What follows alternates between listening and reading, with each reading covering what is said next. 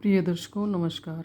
मैं सुषमा गोयल अपने YouTube channel astro Sushma में आपका स्वागत करती हूँ। चलिए आज बात करते हैं अंगारक दोष की। अंगारक दोष किस प्रकार बनता है? अगर क्रूर ग्रह मंगल जब पापी ग्रह राहु के साथ युति में हो, मीन्स उसके साथ हो, तो अंगारक योग का निर्माण होता है, जो एक खतरनाक योग है। यह कुंडली के किसी भी भाव में हो तो उससे रिलेटेड भावों को खराब करता है। जैसे अगर प्रथम भाव में है तो लगन में यह दोष बना हुआ है और हमेशा ही जो जातक होगा वो उतावलेपन में होगा और क्रोधी होगा, जिद्दी होगा, कलह और लड़ाई झगड़ा करेगा, उसमें लड़ाई झगड़ा करने में निपुण होगा। अगर यह द्वितीय भाव में बना होगा तो द्वितीय भाव में यदि मंगल राहु की युति है तो वाणी कटु होगी, उसको अपनी वाणी पर नियंत्रण नहीं होगा और उसकी किसी के साथ बनती नहीं होगी, कुटुंबियों के साथ नहीं बनती होगी। मसूड़ों की और दांतों की हमेशा समस्याएं उनको बनी रहेगी। तृतीय भाव में अगर होगा, तीसरे भाव में मंगल और राहु होने पर जातक को प्रक्रमी बनाता है, साहसी बनाता है, लेकिन छोटे भाई बहनों के सुख का अभाव होता है।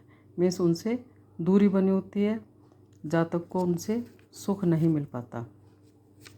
अगर कुंडली के चौथे भाव में यह योग बना हो, कुंडली के चतुर्थ भाव में बनने पर यह योग पारिवारिक कलह के कारण बनता है।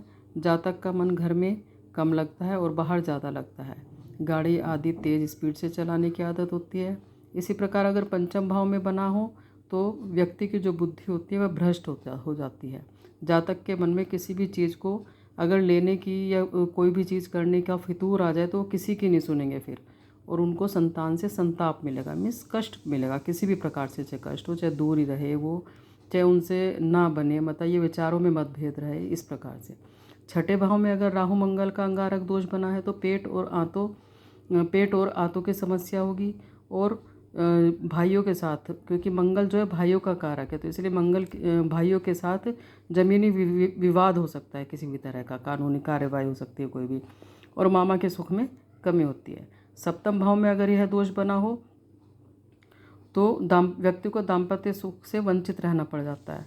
जीवन साथी से वह सच्चा प्रेम कभी नहीं मिल पाता। अष्टम भाव में अगर बना हो तो मनुष्य को, जिस भी जातक की कुंडली में ये बना हुआ है, स्वास्थ्य की गंभीर समस्याएं बनी रहती है। पेट, पाचन और पाइल्स की समस्या से जूझना पड़ सकता है, और जीवन में कई बार अचानक दुर्घटनाओं का योग बनाता है ये दोष।